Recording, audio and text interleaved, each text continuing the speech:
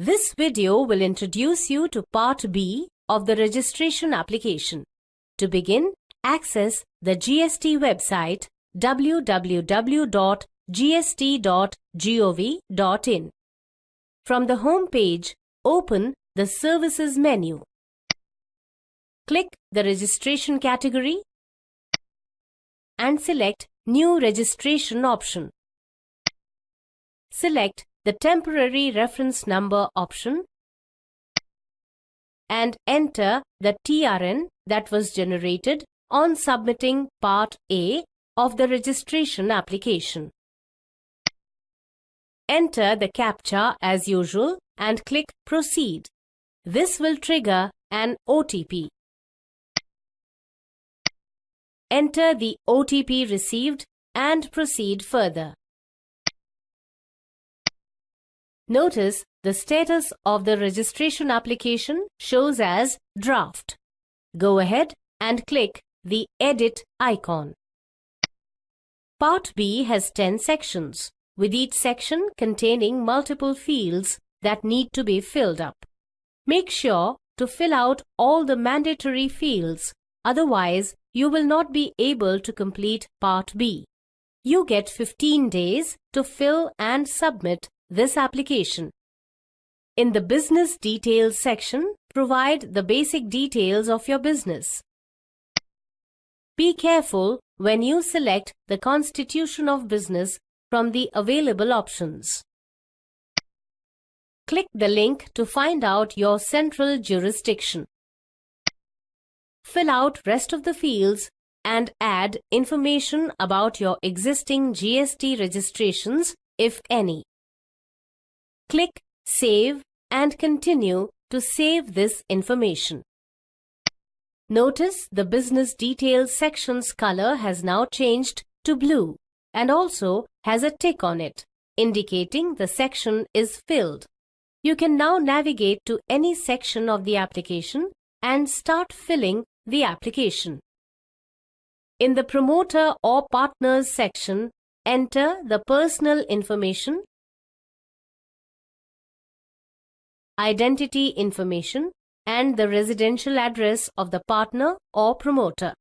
In case of director, enter the director identification number allotted by the Ministry of Corporate Affairs.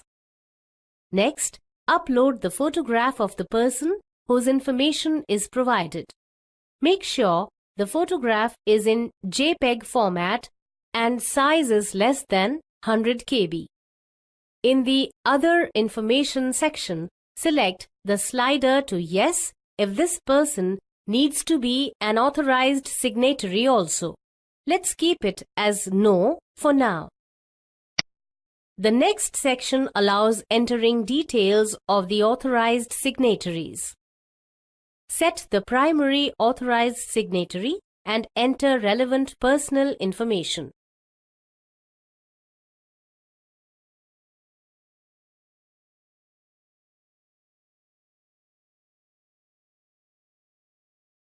Provide identity information, residential address with PIN code, and upload necessary proof of authorization as signatory along with a photograph. Make sure the photograph is in JPEG format and size is less than 100 KB.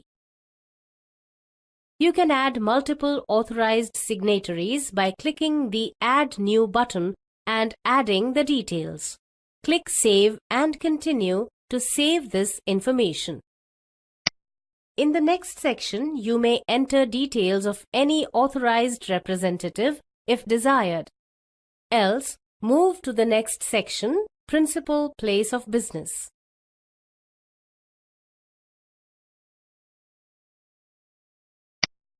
Here, provide the address of your business premises,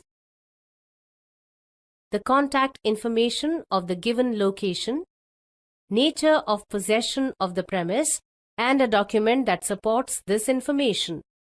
Make sure the document is in PDF or JPEG format and size is less than 1 MB.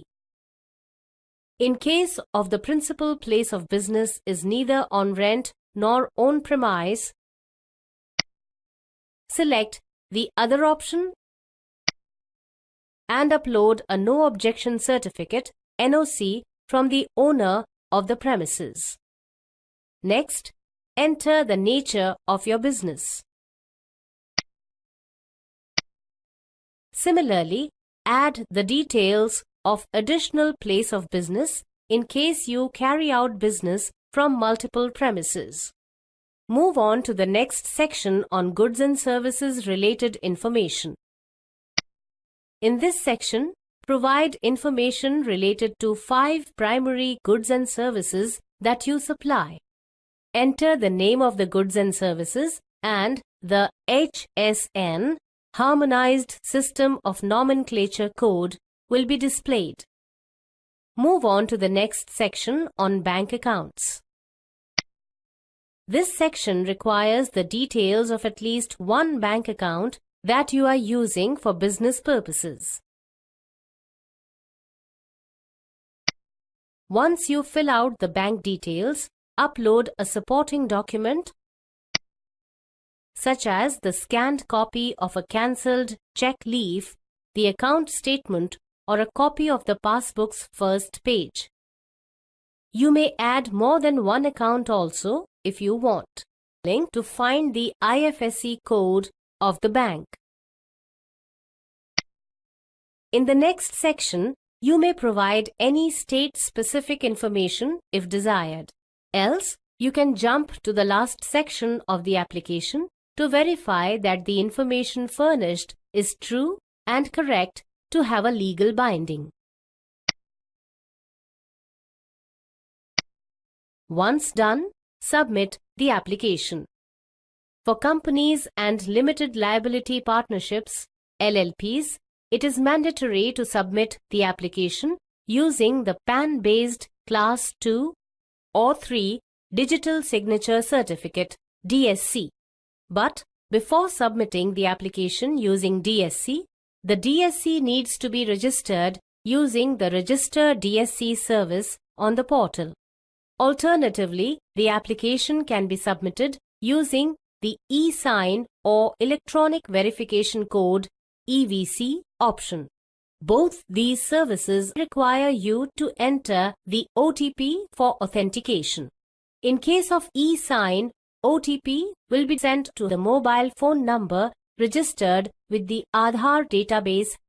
In case of EVC, OTP will be sent to the registered mobile phone number of the authorized signatory.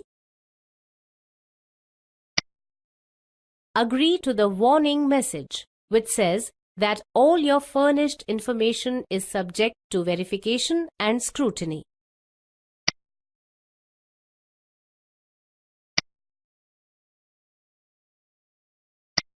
Upon successfully submitting Part B of the registration application, an Acknowledgement Reference Number (ARN) will be displayed as well as sent on your mobile phone number and email address. If you go to the Saved Applications section in the GST portal and find your submitted application, you will notice that the status has changed to Pending for Verification. It's that simple.